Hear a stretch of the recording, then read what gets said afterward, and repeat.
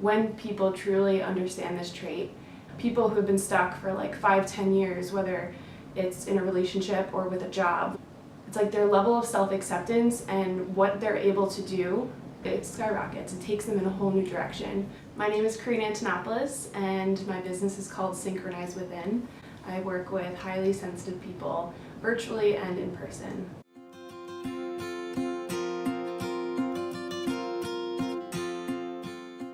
I think it's important to share a little bit about what it means to be a highly sensitive person. Since about the 90s, a woman named Elaine Aron has been doing research on the term. She started looking at introversion, and she saw that it went a bit deeper. She saw that about 15 to 20% of people have a more sensitive nervous system. There's an acronym for what she's created to help people understand what it means to be highly sensitive. The acronym is DOES. D is depth of processing. It means that highly sensitive people tend to think outside the box a bit more. They tend to think about things deeper than typically a person might, and they think about them for a longer period of time. O is overstimulation. So because we have a more turned on nervous system, it means that our senses are picking up a lot more from our environment, causing more overstimulation, more overwhelm, and they experience burnout.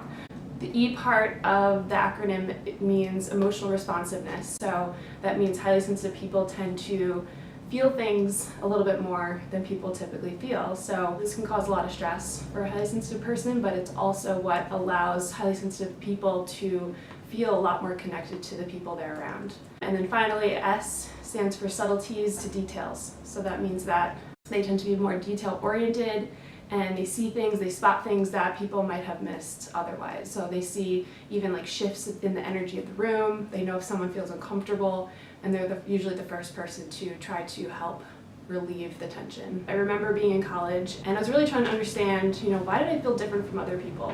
Someone along my journey said that I was an empath, so that, I feel what other people feel, but a part of me felt like it went a little bit more than that. So I did a little research, I Googled, and eventually I came across the term highly sensitive person, and honestly, when I first saw it, I shed it in the closet. I was like, no thank you. I worked really hard to not be sensitive. My dad called me sensitive growing up, and it was not a good thing.